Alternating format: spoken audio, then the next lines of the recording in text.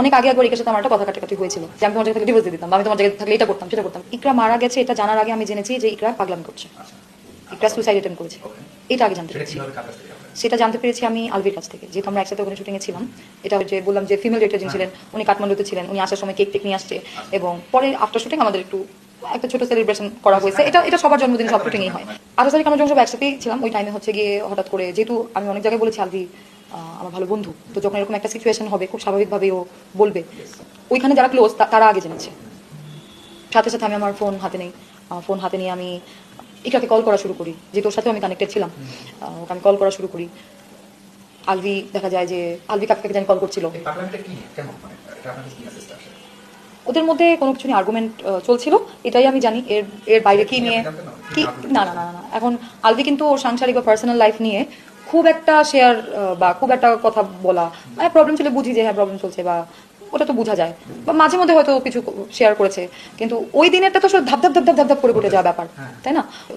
ওর বাসায় যে অ্যাসিস্ট্যান্ট অর্ক, ওর সাথে মনে হয় আলভি যোগাযোগ করেছিল তার আগেই, যে রুমে যে দেখতে, ততক্ষণ অর্ক অলরেডি ওইখানে গিয়ে নকটক করছে। এই টাইমটাতে আমি কথা শুরু করছিলাম বেসিক্যালি। তো এরপরে ফাইনালি যখন অর্ক ভিতর পর্যন্ত যেতে পারে, মানুষজন আসে, সিচুয়েশন এমন ছিল যখন কল দিচ্ছি কিন্তু অর্ক কথা বলতে পারছে না, মানে ওই জায়গাটা সামলাবে নাকি কথা বলবে এরকম একটা বিষয়, এবং ইকরাকে নিয়ে ওরা হসপিটালের উদ্দেশ্যে বের হয়ে যায়। এরপর আমি অর্ককে কিন্তু ননস্টপ কল দিচ্ছিলাম, মানে আমি অর্ককে দিচ্ছি, আমাদের একটা ভাই আছে আলভি তাকে দিচ্ছি, মানে যে যাকে পারছি, কারণ আমরা তো দেশের বাইরে এবং নিরুপায় এবং অসহায়। তো সেই জায়গা থেকে ওইখানে দেশে যারা আছে তাদেরকে রিচ করার চেষ্টা করা হচ্ছিল, যাদের কথা মাথায় আসছিল।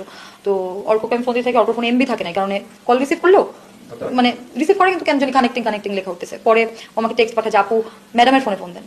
আমি কল করার পর মানে এটার ফোনে আমি কল করার পর আমি এক দুইবার কথা বলে ফোন রেখে দেয়।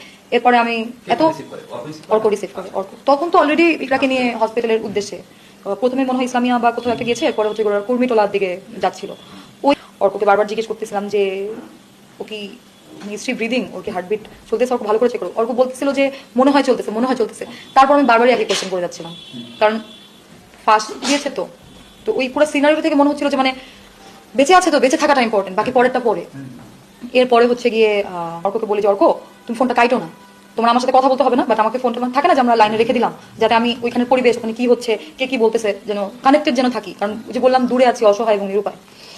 তখন আলভিও আছে সামনে, মানে লাউড দিয়ে আমরা আরো কয়েকজন মিলে মানে ওই কানেক্টেড থাকার চেষ্টা করছিলাম আর কি।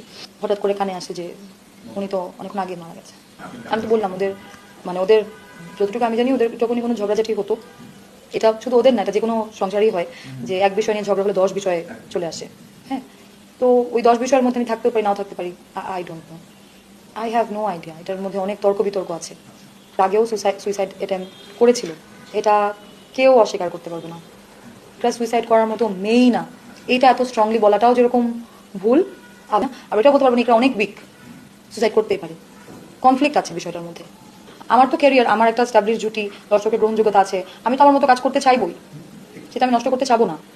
অনেকের ক্ষোভ আছে, আলভির সাথে ব্যক্তিগত রেশারেশি আছে, এবং যেহেতু আমরা স্টাবলিশ জুটির পাশাপাশি খুব ভালো বন্ধু, সেটে আমাদের অনেকে খুনসুটি দেখেছে, সেটে আমাদের মানে সেটের মধ্যে আমাদের যে বন্ডিংটা থাকে সেটা দেখেছে, তো হয়তো সেই জায়গা থেকে বলছে, বা ইকরা অনেক ওর ফ্রেন্ডদের সাথে অনেক কিছু শেয়ার করেছে। তো যেহেতু অনেক কিছু শেয়ার করেছে, তো এত কিছু যেহেতু ও শেয়ার করেছে, তো হয়তো অনেকের কাছে মনে হচ্ছে যে তিথি এখানে দোষী।